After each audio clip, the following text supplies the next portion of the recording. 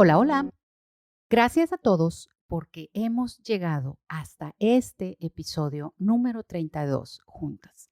Gracias a los que nos han acompañado fielmente en toda nuestra primera temporada que termina con este episodio. Ha sido una gran aventura, una hermosa experiencia y un tremendo aprendizaje para una servidora, y definitivamente es mi deseo volver en un par de meses con nuevos ánimos, experiencias y temas a tratar. Y desearía de todo corazón que ustedes estén ahí también conmigo para seguir creciendo y aprendiendo juntos. Aprender nuevas formas en las que podemos nutrir el corazón de nuestros hijos, ahora en una perspectiva más definida por edades.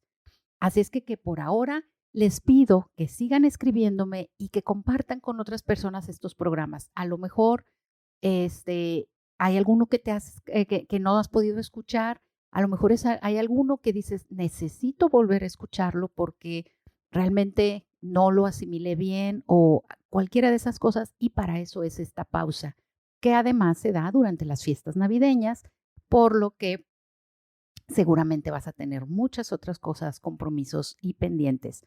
Por eso vamos a tomar esta pausa, pero creo que puede ser un buen regalo para alguna persona que realmente esté necesitando de estímulo, de información, de ánimo para que pueda nutrir de una mejor forma o de una forma más intencional y consciente el corazón de sus hijos. Así es que comparte con otras personas para que de esa manera también puedan ser beneficiadas.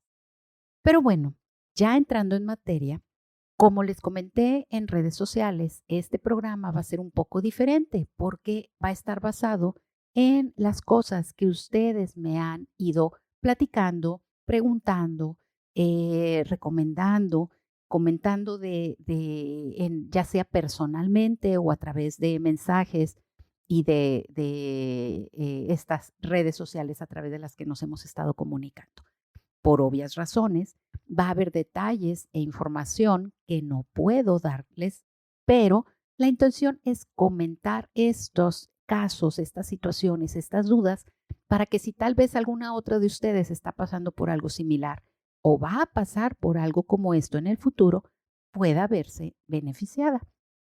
Quiero agradecerles a aquellos que me escribieron, que me dan su confianza de plantearme situaciones específicas, y espero poder seguir siendo de bendición para que lo sigan haciendo en el futuro. Y en la medida de mis capacidades, que definitivamente son limitadas, pero que tengo la mejor de las intenciones, voy a tratar de al menos escucharles y darles una perspectiva. Así es que empezamos. Y no es un orden cronológico, pero pues vamos a darle la primera oportunidad a una abuelita que me comentó. Me dice, ¿por qué no había nada de esto en la época en la que yo fui mamá? Me preguntó así con mucho sentimiento, ¿verdad? Porque ella nos escucha y me dice eso en una ocasión que nos vimos.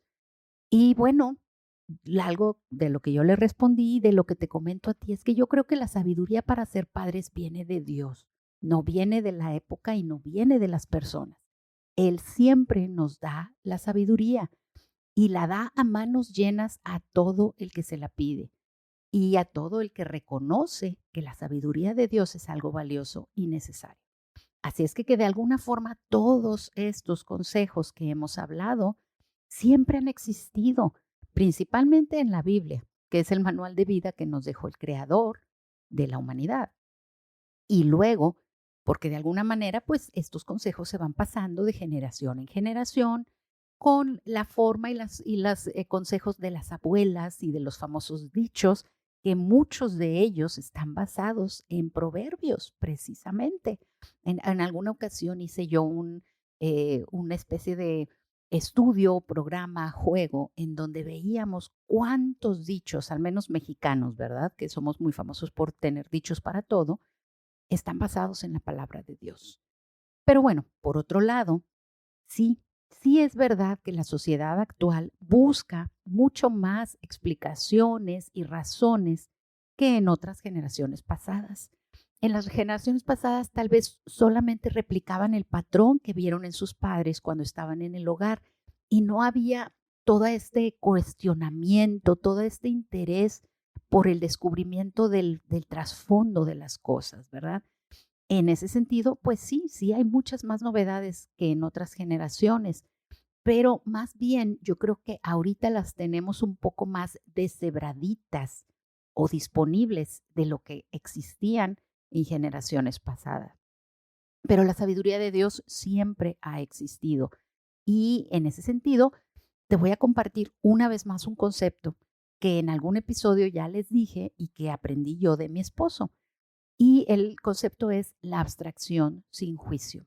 El diccionario define la abstracción como una capacidad intelectual que consiste en separar un elemento de su contexto para poder analizarlo y hacerse un concepto de este a fin de poder comprenderlo. Así dice el diccionario, ¿verdad? Básicamente lo que está diciendo es separas un elemento de su ambiente y examinas el elemento solo, sin tener en cuenta o sin que influya el ambiente. Por lo que si lo aplicamos a nuestro tema, de la forma en la que fuimos criados por nuestros padres, es aislar un elemento o experiencia específica que tuvimos con nuestros padres, no sé, por ejemplo, la forma en la que nos reprendían, y analizarlo sin prejuicios, sin juicios de orden emocional, sin que la carga emocional afecte ese análisis. ¿Sí? Por eso no estoy diciendo que los juzguemos, los analizamos. Todo lo que ahora sabes o estás aprendiendo sobre ser padre no es para que juzgues a tus padres de cómo ellos te criaron o no te criaron o no hicieron esfuerzos contigo, porque eso no te va a edificar en lo absoluto y nunca vamos a ser jueces justos, porque siempre lo vamos a hacer con base en lo que nosotros sabemos y no con la base de la información y de la capacidad y de los recursos que ellos tenían en ese momento. La forma de sacarle provecho a esa experiencia como hijos es poder abstraerla sin juzgar a nuestros padres, pero poder analizarla para aprender lo que mejor podemos nosotros adaptar a nuestro trabajo como padres. Y de esa manera, sin pasión y sin juicio, solo con fines de aprendizaje, podemos sacar el valor de esa experiencia. Por ejemplo, vamos a decir que tus padres fueron poco animadores y que no solían decirte frases de aliento o que no te echaban porras. Nunca, cualquier cosa que tú hacías, nunca ibas a recibir un cumplido de ellos. Bueno, lo primero es entender el contexto del que ellos venían y luego reconocer la manera en la que eso te afectó a ti o te benefició, porque seguramente tuviste algún beneficio de eso. Si no más, te hizo más fuerte y más luchón, ¿verdad? Podría ser. Y entonces tú vas a tener que decidir cómo vas a querer manejar eso con tus hijos. Cuando tú vas a hacer ese análisis de una manera no apasionada, puedes tener mucha más riqueza y beneficio para tus hijos, porque no estás actuando por emociones, que la emoción a veces te lleva a hacer un efecto campana. Si mis papás nunca me dijeron frases de aliento, entonces yo me la paso diciéndoles a mis hijos que son lo máximo, sino que vas a estar tomando una posición, un balance, una posición adecuada en función del análisis y de la experiencia evaluada. Así que entonces te vas a evitar convertir en un sobreanimador de tus hijos solo porque tú tuviste una necesidad de que alguien lo hubiera hecho contigo. Pero tampoco vas a repetir el patrón de no animar a tus hijos en lo absoluto como lo hicieron contigo, porque ya analizaste esa experiencia, ya viste los efectos que causó en ti y puedes decidir cómo vas a querer manejarla tú. Así que si a diferencia de otras épocas, en esta época hay muchas teorías diferentes de cómo criar a los hijos y muchos consejos muy variados, aún así yo quiero recordarte que todos esos consejos los filtres a través de la palabra de Dios y a través del ejemplo que tenemos en Él como Padre, porque eso es lo que te va a dar la verdadera sabiduría, la que tú necesitas para saber qué consejo seguir y qué consejo no seguir. Así es que espero que este comentario de esta abuelita, que la queremos mucho, pueda servirte a ti también para tu experiencia y tu momento actual. Bueno, el siguiente comentario o la siguiente cosa que me hicieron, tal vez tú te vas a identificar, porque me dicen, es que a veces me siento triste porque al escuchar los programas me siento que hay muchos aspectos de cosas que yo ni siquiera sabía y me hace sentir que estoy tan abajo, tan reprobada, ¿verdad? Y sabes una cosa, definitivamente esa no es mi intención con estos programas, pero lo entiendo perfecto porque muchas veces yo me siento así, e incluso hoy. Y para empezar te digo que sentirte mal no te sirve de mucho y sí puede alejarte de hacer algo bueno, porque sentirte mal te hace que te estés lamiendo las heridas en lugar de que te levantes para hacer algo mejor y de esa manera ya no sentirte mal. No puedes abarcar todo en poco tiempo. Todos estos consejos que yo te estoy dando a mí me tomaron 20 años de aprender, de implementar y de confirmar. Entonces no trates de abarcar todo en poco tiempo. Ve haciendo pequeños cambios poco a poco y siéntete bien por los cambios que estás haciendo y no te sientas mal por los que aún no has comenzado a hacer. Creo que escuchar los programas te puede ayudar a ir identificando áreas ciegas y formas en las que puedes ir mejorando.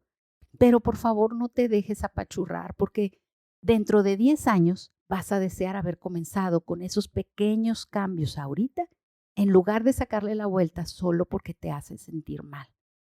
Busca el balance. Por ejemplo, en cada capítulo por lo general yo dejo una tarea. Ve haciéndola en uno o en dos aspectos de tu vida como mamá. No te abrumes queriendo hacer cambios radicales.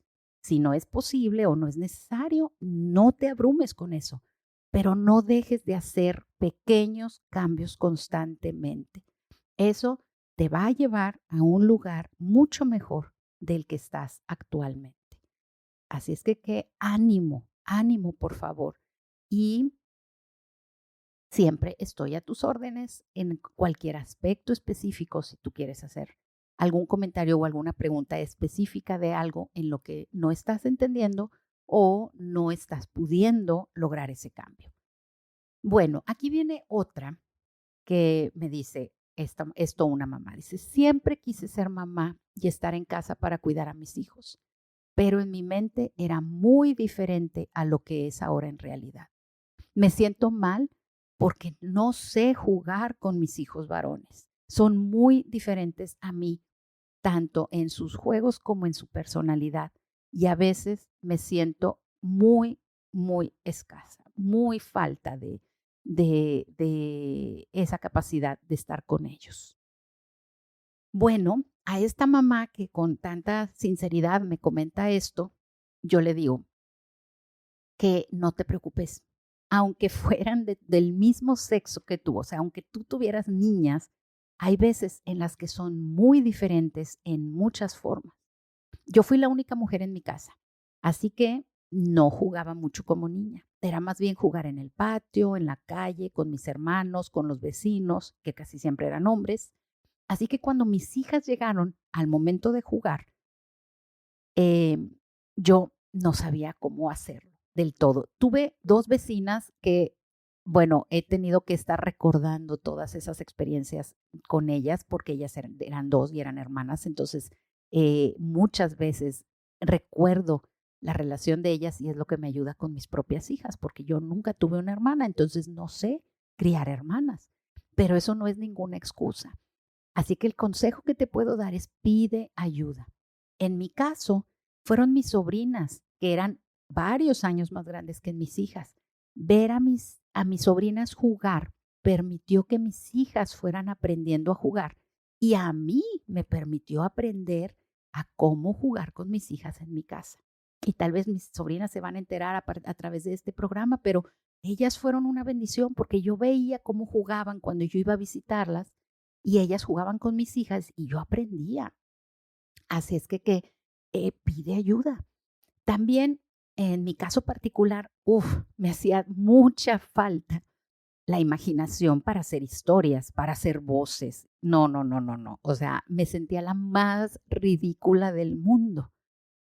Pero simplemente un día agarré valor y rompí esas barreras en mi mente adulta, porque de niña no jugué a eso, no hacía eso. Entonces, mi mente adulta no me dejaba. Las rompí y ahora disfruto no solo de mis hijas, sino que ahora también lo puedo hacer con mis sobrinas y con mis sobrinos y ya no me siento ridícula, al contrario, me siento muy contenta de poder bajarme a su nivel, hacer voces, tirarme al piso, a inventar historias, decir que un pedazo de madera es un personaje y decir que una lata es una casa y todas esas cosas que la imaginación te hace disfrutar.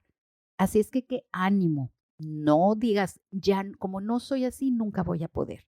Definitivamente puedes hacerlo, puedes romper ese paradigma, puedes pedir ayuda. Otra cosa que puedes hacer es haz equipo con tu esposo o con una figura paterna que pueda ayudarte en el caso de tus hijos varones. Él puede enseñarte a jugar. Pueden jugar todos juntos y de esa manera tú vas a ir aprendiendo y soltándote. Porque ya te decía, a veces el sentirte ridícula es la parte más fuerte de ese problema. Así es que sigue, no dejes de intentarlo. Con respecto a la personalidad contraria, bueno, por decir algo, que tú seas de juegos tranquilos y tu hijo sea de juegos extremos, tienes que identificar qué es lo que sí pueden hacer juntos y qué es lo que no. Y qué estás dispuesta tú a intentar, hasta dónde te dan las fuerzas, hasta dónde te da tu límite, tu personalidad y a lo mejor esforzarte un poquito y simplemente el resto tratar de compensarlo con clases, ¿verdad?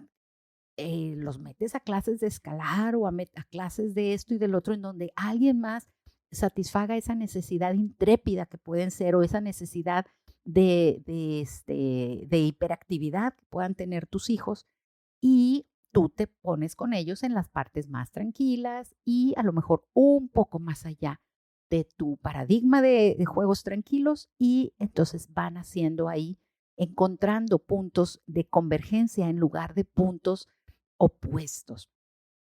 La clave está en cómo veas la situación. Con respecto a esto también, eh, te recuerdo el consejo de tener la perspectiva correcta. Por más agobiante que esto te parezca en este momento, no va a durar mucho, porque tal vez para los 10 años tu hijo ya vaya a poder buscar sus fuentes de entretenimiento por su cuenta o, como decíamos, en clases, en deportes organizados, en la escuela o en otras actividades, y ya no va a ser tu privilegio. Así es que si lo ves con la perspectiva de son unos cuantos años, vas a querer aprovechar las oportunidades de conectar con tus hijos. Puede que no sea tan pesado como tú crees si defines puntos de convergencia, puntos en los que sí pueden encontrarse los dos, ¿verdad? Ese interés y esas cosas en las que dices tú, esto sí lo haría, esto no.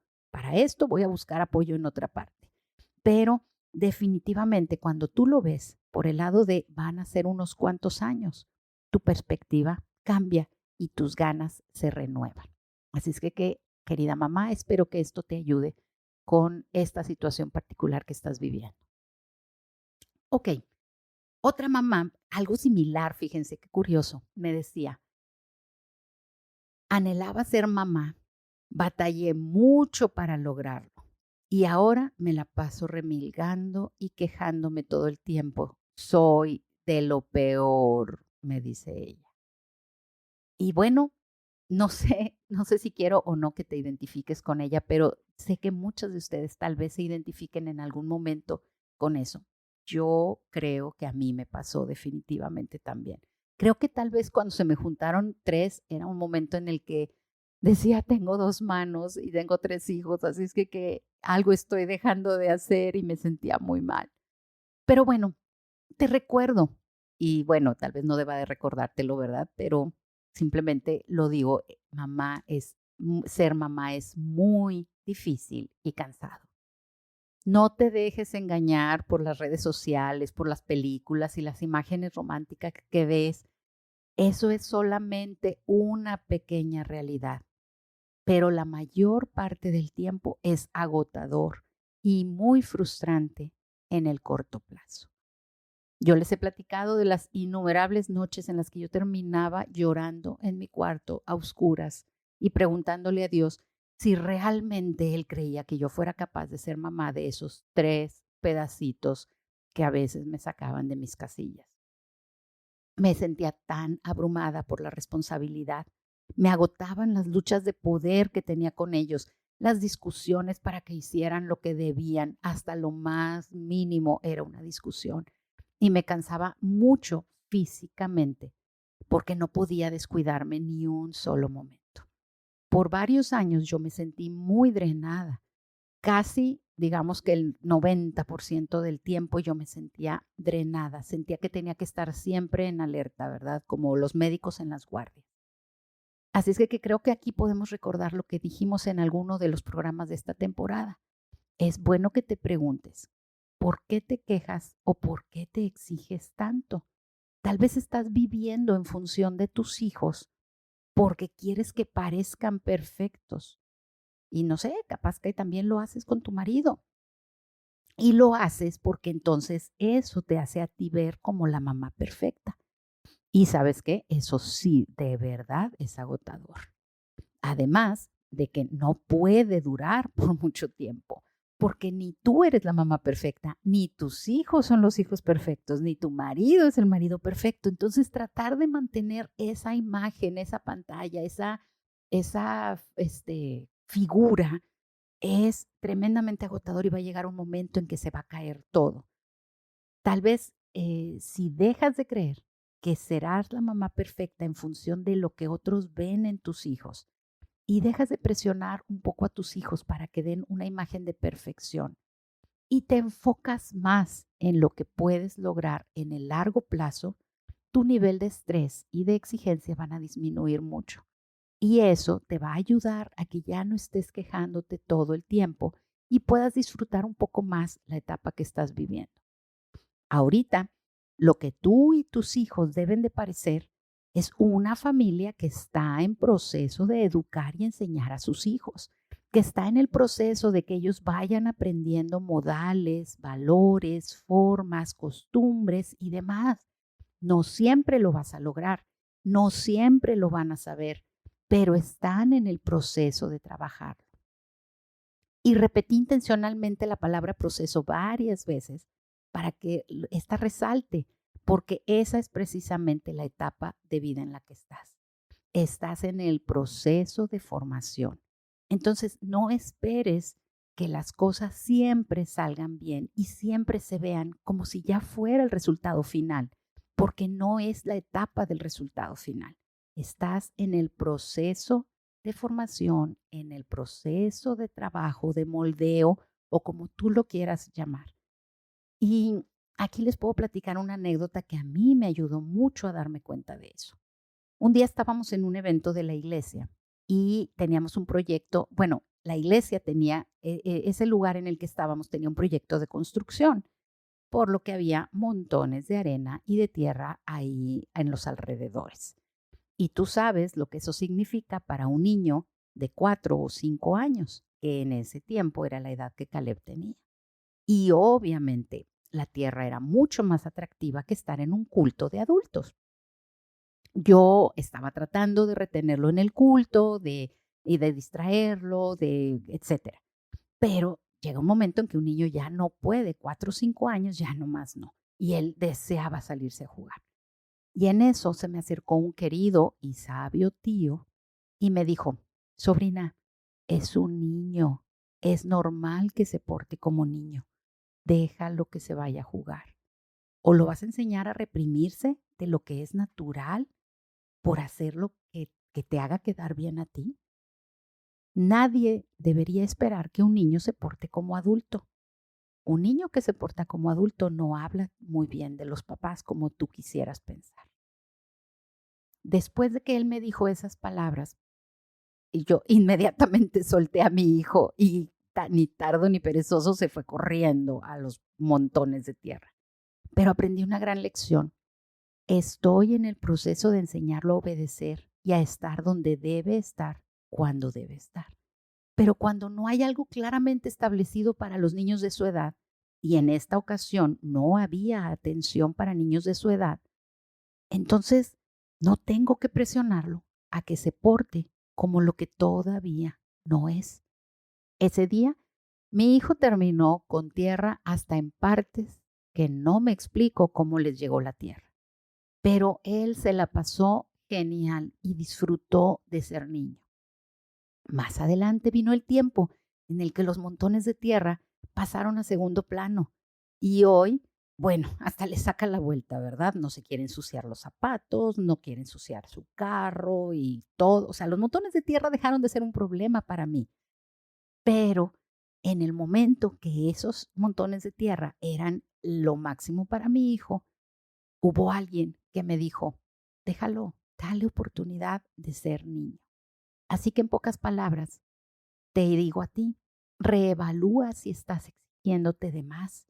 Y si eso es lo que te está evitando que estés un poco más relajada y que disfrutes más de esta etapa de tus hijos pequeños, pues entonces haz ajustes, porque la etapa de por sí es muy pesada. Entonces, simplemente, tal vez déjalos que sean niños y recuerda que estás en un proceso. Ahora, si yo te soy honesta, hasta el día de hoy yo no puedo decirte que ha dejado de ser pesado esto de ser mamá. Sí han cambiado las cosas, ha cambiado la forma en las que es pesado, pero sigue siéndolo. Y para este momento estoy casi convencida de que va a ser pesado toda la vida, pero de diferentes formas. Ahora mi preocupación es porque mis hijos van y vienen en sus carros por toda la ciudad, porque están pasando por etapas de decisiones trascendentes y yo ya no puedo ni debo intervenir en ellas. Entonces, disfruta la etapa en la que estás, echa fuera, vacía muchas de esas cosas, exigencias y estándares, imágenes, paradigmas que tal vez te están exigiendo demasiado y te están quitando el disfrutar y por eso te la pasas quejándote. Y ojalá que este consejo te haya servido. Viene otra muy interesante que una de ustedes también me escribió preguntando y me dice, ¿cómo puedo ser una buena mediadora en los pleitos de mis hijos con sus primos o con amigos cercanos? Y wow, bueno, realmente esta es una gran pregunta. Y estoy segura que todas van a relacionarse, todas y todos, con esta pregunta. Porque las relaciones de los adultos a veces se ven afectadas por las de los niños y viceversa. En este tipo de situaciones yo veo básicamente tres escenarios y obviamente muchas derivaciones de cada uno de esos escenarios. Está por un lado, por ejemplo, el caso de que mi hijo sea agresor de otros niños, primitos, vecinitos, amiguitos, compañeros de clases, etcétera. Ese es uno. Luego está el caso en el que mi hijo es agredido. Y en tercer lugar está el caso en que mi hijo es acusado injustamente de ser agresor. Tristemente dudo que alguien se queje porque acusan a sus hijos de lo que hace, que acusan a otros niños de lo que hacen sus hijos, ¿verdad? Así es que ese podría ser el cuarto caso, pero realmente no creo que nadie se queje de eso. Así es que vamos a quedarnos con estos tres escenarios. Mi hijo es el abusador, mi hijo es agredido o mi hijo es acusado injustamente. Y número uno, en el caso de que mi hijo sea el agresor, volvemos al asunto de la pregunta anterior. Lo primero que nos preocupa es cómo me hace ver esto a mí o qué es lo que está motivando a mi hijo a reaccionar de esa manera. Porque ahí es donde vemos la prioridad. La prioridad es cómo me hace ver a mí o qué es lo que está pasando en el corazón y en la mente de mi hijo. En cuanto a la relación con los padres de los niños agredidos, definitivamente sí es conveniente que te disculpes y que ofrezcas averiguar qué es lo que pasó, pero no satanices ni humilles a tu hijo antes de averiguar lo que está pasando. Puede haber muchísimas explicaciones y es necesario que averigües. Hablamos hace unos episodios anteriores de no humillar a tus hijos, entonces ten cuidado porque a veces en tu afán de tú quedar bien, te pones a regañar y a decirle cosas a tu hijo enfrente del otro papá y del otro niño como para que vean que eres muy buen padre.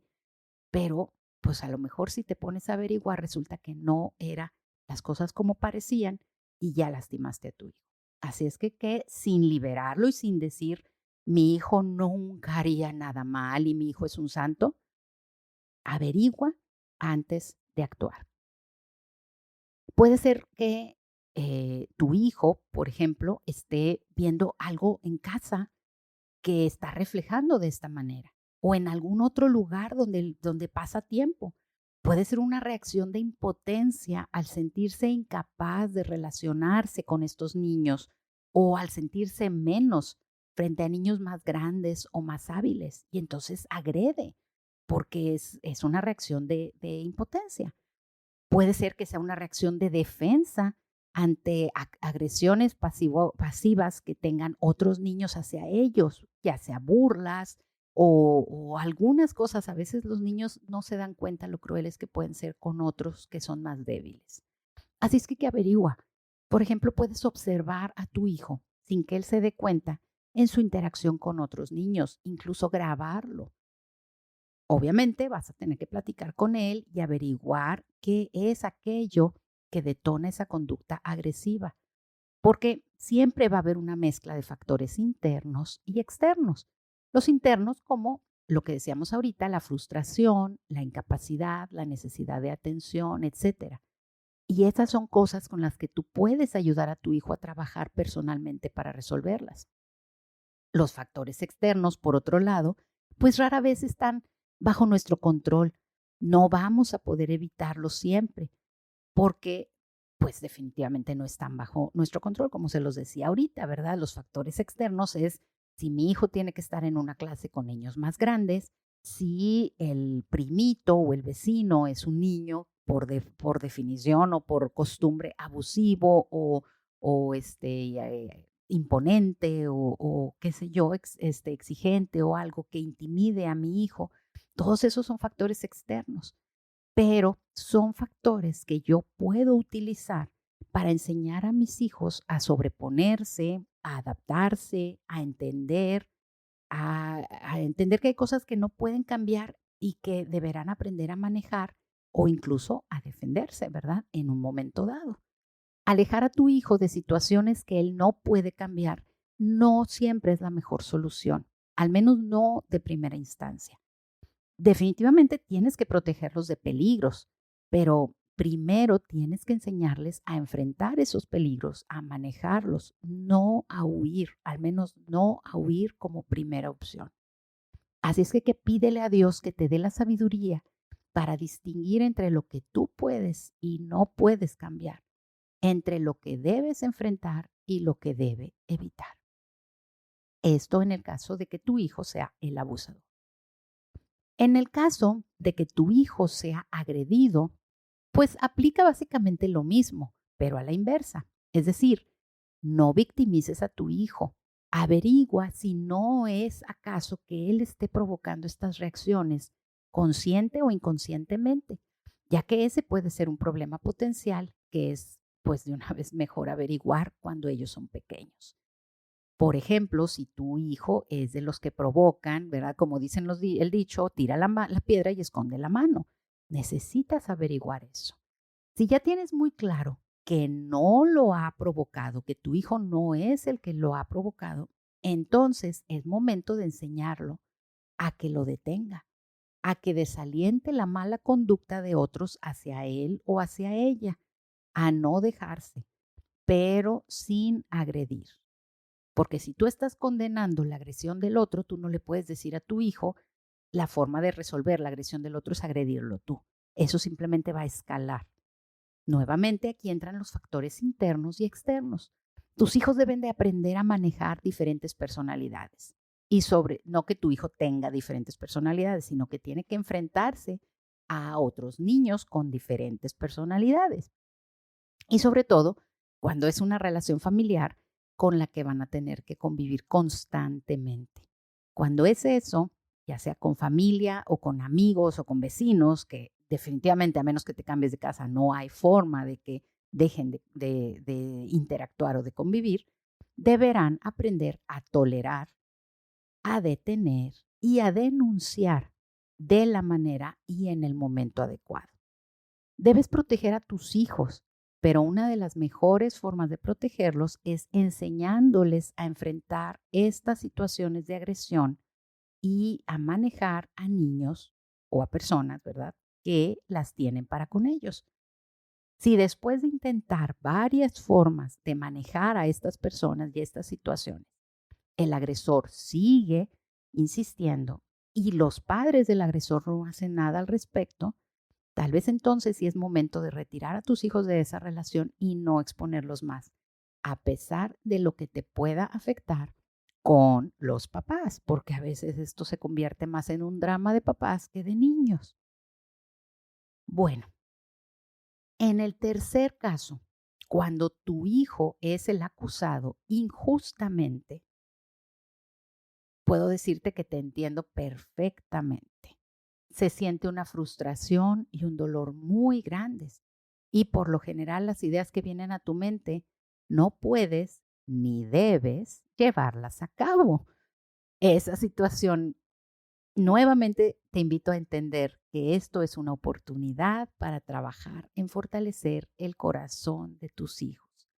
La vida no siempre va a ser justa y duele más cuando viene de los cercanos. Eso es definitivo. Así es que en mi caso, en este caso, perdón, no en mi caso, en este caso que tu hijo es injustamente acusado, mi recomendación es la siguiente. Son varias, ¿verdad? En varias partes, así es que toma nota. Número 1, tienes que proteger a tu hijo en su integridad. Y esta es una excelente oportunidad de enseñarle a tu hijo que siempre debe de decir la verdad de lo que pasa, porque esa es la única forma en la que tú puedes defenderlo y protegerlo.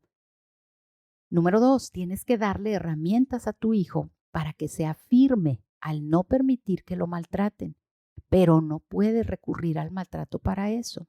Enséñale con frases como nosotros no somos así. Ellos, ese niño, esa familia, esa persona resuelve las cosas de esa manera. Nosotros no. Nosotros somos otro tipo de persona. Número 3, cuida el corazón de tu hijo, que no desarrolle sentimientos negativos para con ellos. O sea, para con ese niño, para con esa familia, para con esos vecinos o lo que sea. Y cuida también el tuyo, porque si tú desarrollas esos sentimientos, tus hijos lo van a hacer, ellos van a imitarte y lo van a percibir. Eso no edifica, porque si van a ser cercanos toda la vida, esos sentimientos, esa amargura, ese juicio, ese coraje, lo que sea, puede destruir la relación. Y entonces, pues, definitivamente no van a seguir siendo cercanos, pero van a terminar de una mala manera. Entonces, cuida el corazón de tus hijos y el tuyo con respecto a sentimientos negativos. Número 4, ora a Dios y pídele que te muestre la forma de usar esto para bien de tus hijos, fortalecer y construir el carácter de tus hijos. Número 5, acuérdate que esta es una carrera de 20 años. La manera en la que tú decidas actuar ahora seguirá siendo de bendición y de testimonio para tus hijos y para tus familiares involucrados, aún mucho después de que esta situación, este conflicto, esta escaramuza pase. Si esos niños son familia o amigos de toda la vida, tu hijo deberá aprender a convivir con ellos y con sus padres, a pesar de sus defectos y de sus formas de ser. Entonces, Vas a tener que trabajar en los factores que están bajo tu control y dejarle a Dios los que no están bajo tu control. Y terminó en este consejo con esto.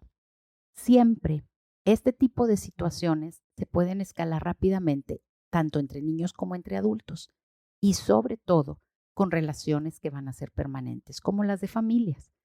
Por eso es necesario definir claramente los límites de cuándo y hasta dónde nos vamos a meter los adultos. Te recomiendo que siempre veas estas situaciones como oportunidades de trabajar en el corazón de tus hijos para que ellos aprendan, desarrollen carácter y sean más como Cristo.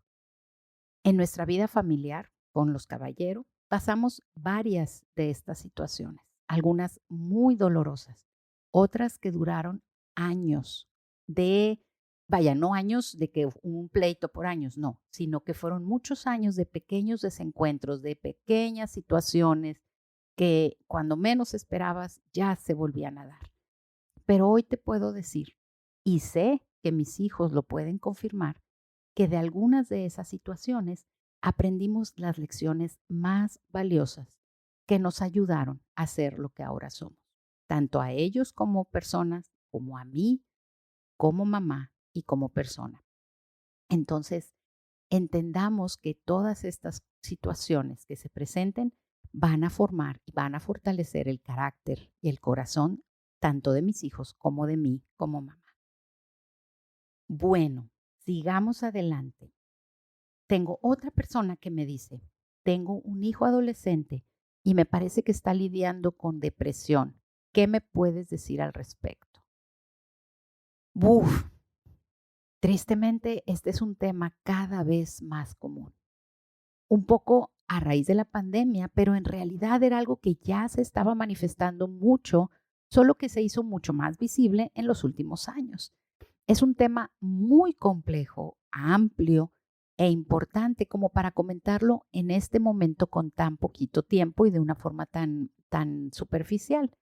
Pero definitivamente voy a buscar a alguien que pueda venir y comentarlo más ampliamente con nosotros en la próxima temporada, a lo mejor en alguno de nuestros videos. Pero por ahora, para no dejar tu pregunta sin contestar, te voy a decir dos cosas clave para tus interacciones diarias con tu hijo. Número uno, no pierdas la comunicación con tu hijo. Mantén las vías de comunicación abiertas. Sé que es difícil por parte de ellos, ya que ellos no tienen ganas de hablar. Y por parte de nosotros es difícil porque a veces la conducta de ellos y sus reacciones nos frustran tanto y nos hacen querer regañar más que platicar. Pero regañar cierra las vías de comunicación con un muchacho en estas condiciones. Así es que por favor, cuida mucho lo que le dices y cómo se lo dices. Y precisamente ese es mi segunda consejo o la segunda cosa que te quiero mencionar. Cuida de no juzgar, criticar o condenar a tu hijo como persona. Hazlo solo con la conducta que está manifestando. Eso ya lo hemos platicado en algunos de los episodios de esta temporada. En lugar de decirle, eres un irresponsable, lo cual está calificando a tu hijo, dile, estás actuando en este momento de manera irresponsable. Eso califica su conducta en un momento específico. Cuando yo le digo tú eres, haz de cuenta que le estás pegando una etiqueta con Resistol 5000, que es muy difícil de quitar. Cuando tú le dices tu conducta es esto, le estás dando la oportunidad de que al abandonar esa conducta, él quede libre de etiquetas y entonces pueda actuar de otra manera que le haga sentir y que sea más en el camino correcto, ¿verdad? De mejorar. Le estás diciendo que él tiene la opción de escoger cuál es su conducta y por lo tanto de estar libre de esa conducta. La opción está en él y no en la etiqueta que tú le pones. Así es que por favor mantén las vías de comunicación abiertas y una forma de mantenerla es cuida tus palabras. Cuando regañes, cuando exhortes, trata de ser muy suave y muy dulce en el sentido de que mantengas esa comunicación abierta y no hagas referencia a él es, sino a su conducta. Además de eso, por ahora yo te digo, busca ayuda para que determines si lo que está pasando tu hijo es un problema de conducta, un problema emocional o un desorden químico que requiera cierta medicación. Solo un profesional te puede decir eso una vez que lo haya evaluado.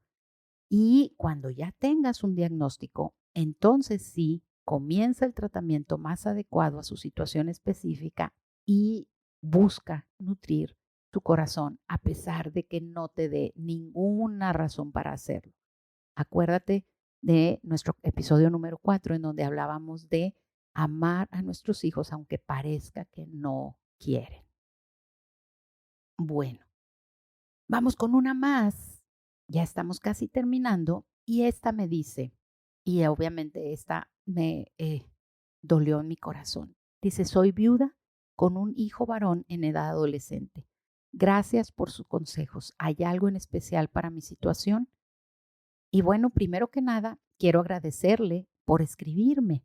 Desde luego, mi perspectiva definitivamente no es completa porque yo no he vivido eso en carne propia. Yo no tengo una relación o no he tenido la experiencia de la viudez, pero creo que algo muy valioso es algo de lo que vamos a hablar en la próxima temporada.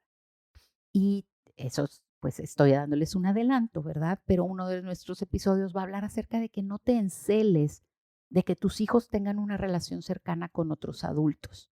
De hecho, en este caso particular, creo que incluso es muy necesario que tu hijo desarrolle esa relación con algún hombre que pueda ser la figura masculina que él necesita para poder moldear su vida en ese aspecto. Busca y habla con algún varón que pueda estar cerca física y emocionalmente de tu hijo para que recurra a él cuando necesite una perspectiva varonil en algún asunto con el que él vaya a lidiar. Y esta época de adolescencia, bueno, es en la que más aspectos va a tener que lidiar en su identidad varonil, ¿verdad? Obviamente, el modelo por excelencia es nuestro Padre Celestial y es conveniente que busques que tu hijo conozca y tenga una relación personal con Dios. Pero un buen modelo terrenal siempre es algo valioso y algo que puede ayudar mucho. Hace muchos años leí un libro que se llama La crianza de un caballero moderno y me encantó su contenido. Tiene conceptos e ideas muy valiosas. De hecho, en nuestra familia hemos incorporado algunas de esas que más adelante les comentaré, pero específicamente recuerdo una en la que el escritor retó a un grupo de amigos varones cristianos, miembros de la misma iglesia, a que se unieran en la formación de sus hijos varones. Si no mal recuerdo, entre los 4 que se reunieron tenían como 7 hijos varones en total y que ellos se juntaban los 4 varones adultos con sus 7 hijos y tenían estudios y tenían días, se iban a acampar en el monte y tenían actividades en las que iban relacionándose, en las que iban creando identidad entre varones, ¿verdad? Y luego, tiempo después, escuché en alguna entrevista de este mismo autor que él mencionaba que después adoptaron a 1 o 2 jovencitos de su iglesia que obviamente seguro estaban en las edades de sus hijos, pero que no tenían a sus padres presentes en su vida. Y se propusieron ser el modelo de padre que esos jovencitos necesitaban. Y entonces los incorporaron a su grupo y los traían con ellos en las actividades, en los estudios, en la relación personal e íntima que estaban formando con esos varones. Y con eso vamos a cerrar este capítulo y esta temporada con una invitación o un reto en 2 sentidos que quiero lanzarte. Número 1, si eres un padre o madre que está criando a tus hijos solo o sola, ora a Dios y pídele que te guíe a la o las personas que puedan ayudarte a cubrir los huecos emocionales que podrías tener. Es decir, esa parte que por lo general cubriría tu pareja, pero que ahora no están siendo cubiertos. Y no porque tú seas incapaz, sino porque amerita que lo haga alguien del sexo opuesto al tuyo, ¿verdad? Entonces pide apoyo para el bien de tus hijos o de tus hijas, que ahora sabes, que has entendido un poco más a profundidad que tus hijos tienen necesidad de ser nutridos emocionalmente y tal vez hay aspectos en los que vas a necesitar ayuda. Recuérdalo, pedir ayuda no te hace ver mal, te hace ver como alguien maduro y consciente tanto de sus necesidades como de las de sus hijos y dispuesto a cubrirlas de la mejor manera. Si tienes, número 2, el reto número 2 es este. Si tienes la bendición de estar criando a tus hijos en el seno de una familia con ambos padres juntos, entonces tal vez puedas abrir tu corazón, tu perspectiva y tus brazos a la posibilidad de ayudar a alguien que no tiene esta bendición. Muéstrate dispuesto o dispuesta a apoyar a algún niño o niña, a algún padre o madre que necesiten cubrir necesidades de nutrición emocional y les resulta más difícil hacerlo por su situación particular. Deja que Dios te guíe en este aspecto y dado que estamos terminando esta temporada para entrar de lleno en las fiestas navideñas, tal vez esta temporada te ayude a estar más sensible, más agradecido de lo que tienes y de lo que puedes darle a otros. ¿Y por qué no?